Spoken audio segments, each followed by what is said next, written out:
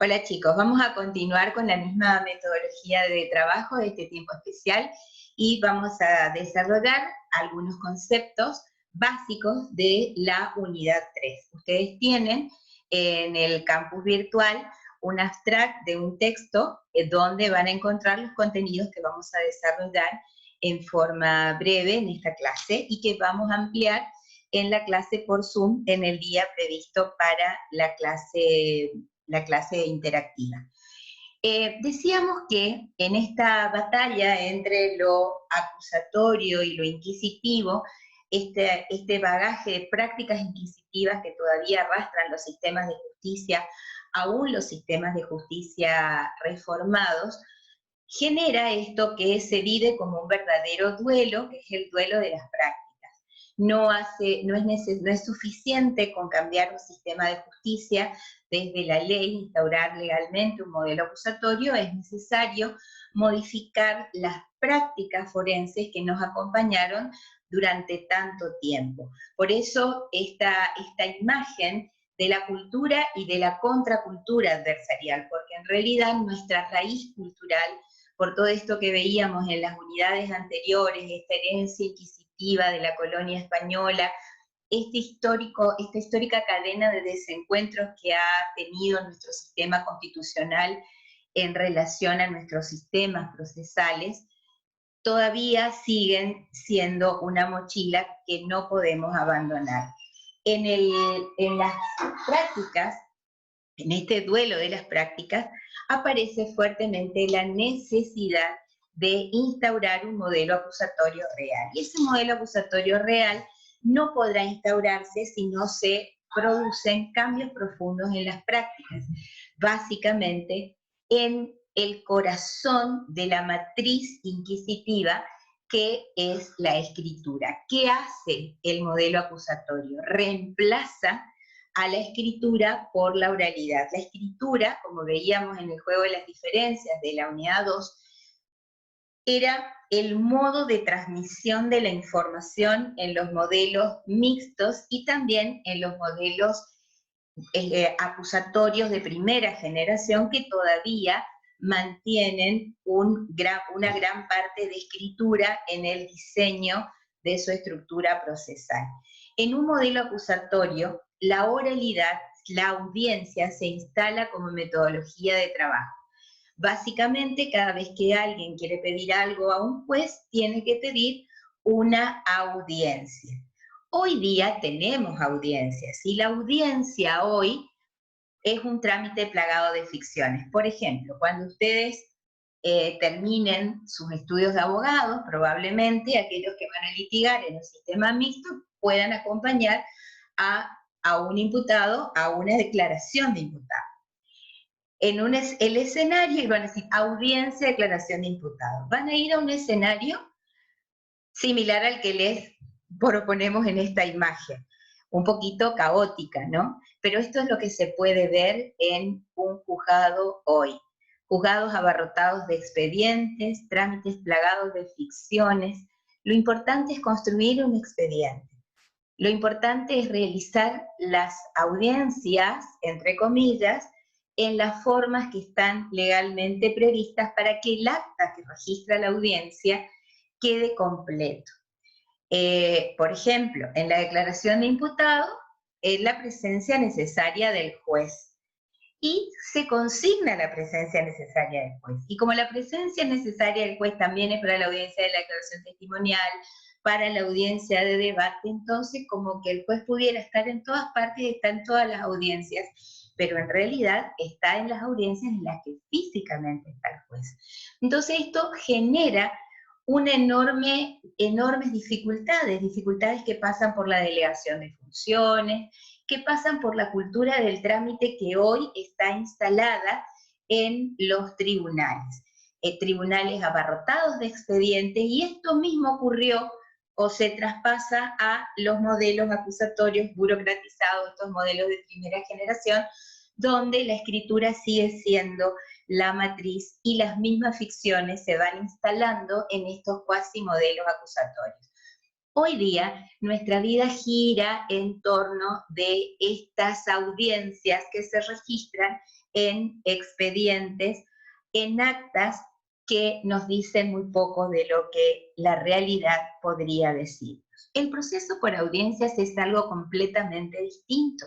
Y si uno entiende el verdadero concepto de audiencia, comprende que esto que se denominan audiencias en los modelos mixtos o acusatorios no son en realidad audiencias. ¿Por qué la audiencia? Implica el encuentro de todas las partes que necesariamente deben estar en la audiencia.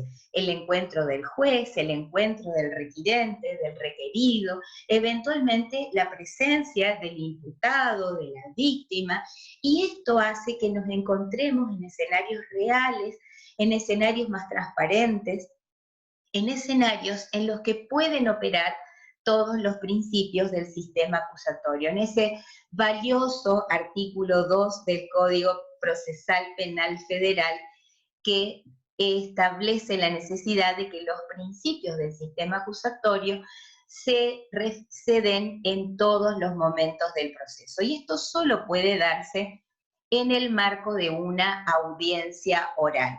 Por eso decíamos que estos principios operan en plenitud en la audiencia, y esto se inserta en el sistema de justicia solamente cuando la audiencia es entendida como una metodología de trabajo. Hoy día uno va a un juzgado y ve, lo comentábamos en la clase pasada, a mucha gente trabajando mucho, pero haciendo muchos trámites. Trámites que nos dicen muy poco del conflicto y que nos separan de la gente.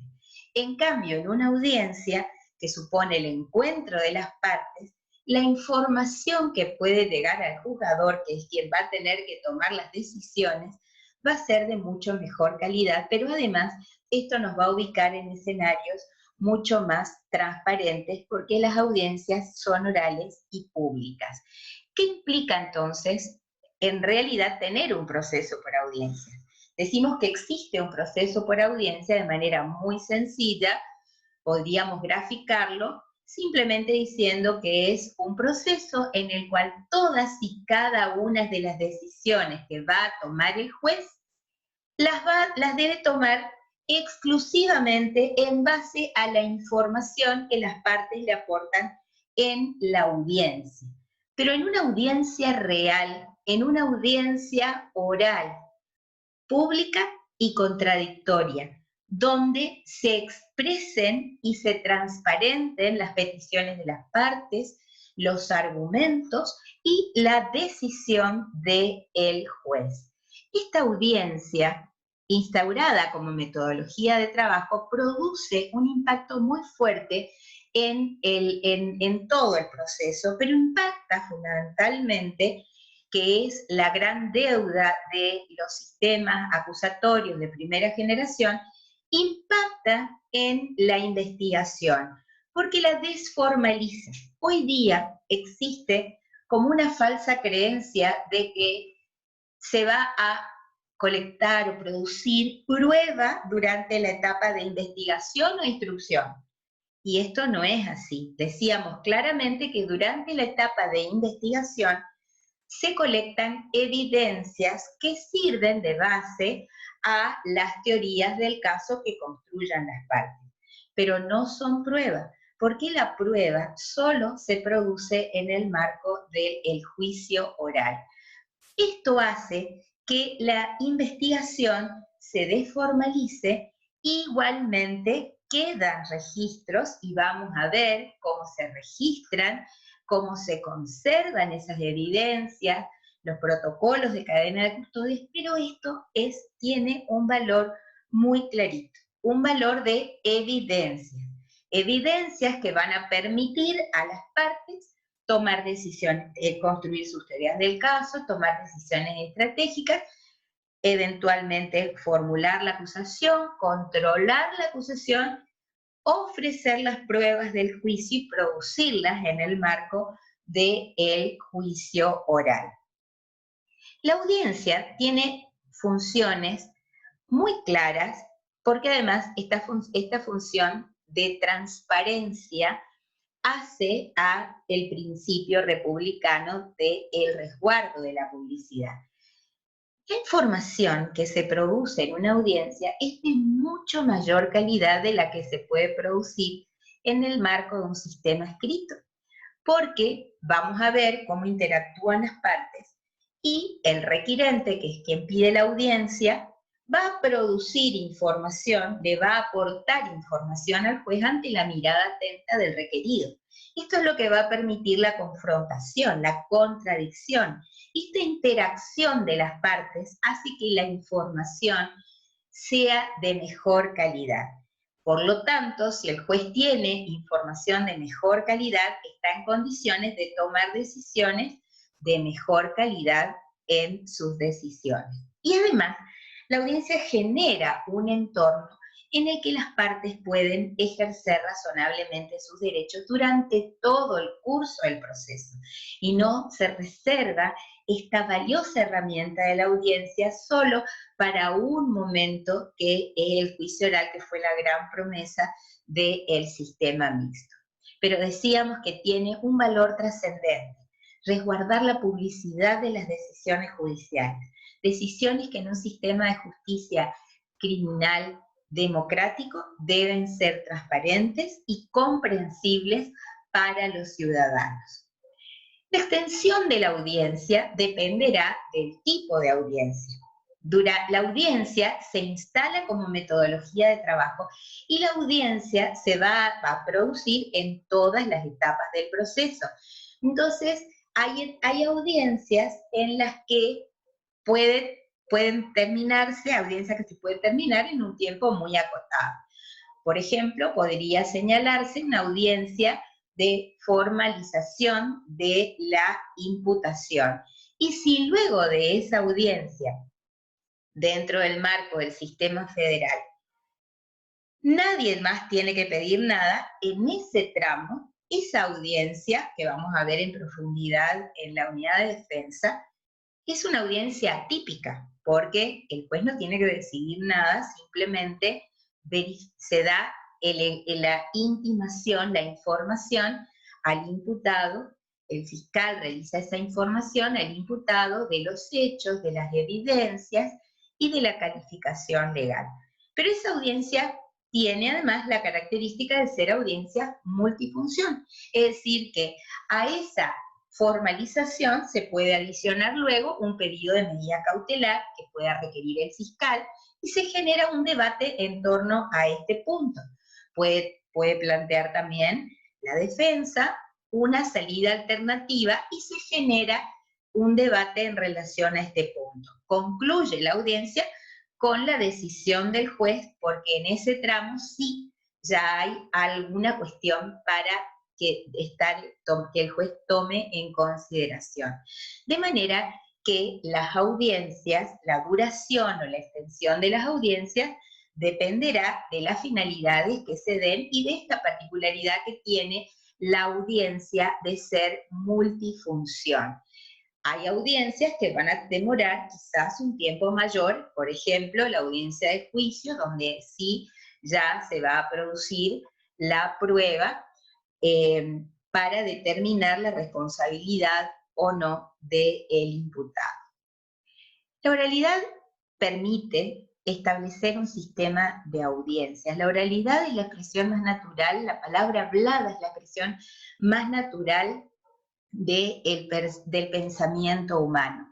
Pero esto hace que los actores se reúnan, que puedan verbalizar sus ideas, exponerlas con mayor claridad.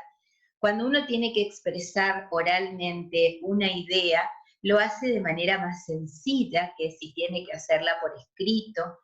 Y además, también en la audiencia es posible, solo en la audiencia, es posible respetar todos los principios del sistema acusatorio. Un sistema de audiencias es la clave, decíamos, de los modelos acusatorios. Y esto es lo que nos permite en cada audiencia ir tomando las decisiones relevantes que van a conducir la vida del proceso.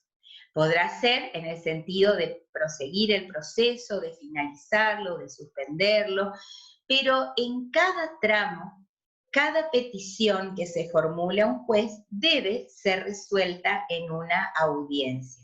Esto implica el abandono del expediente y el reemplazo de esa metodología escrita de trabajo por la audiencia. Una producción de información mucho más real, interactiva, que pasa además por el tamiz de la contradicción y que permite tomar decisiones judiciales de mejor calidad. La audiencia debe instalarse en los modelos acusatorios como un método para tomar decisiones judiciales. Entonces, en ese marco, el juez antes de la audiencia no conoce el caso. El juez no tiene información previa a la audiencia.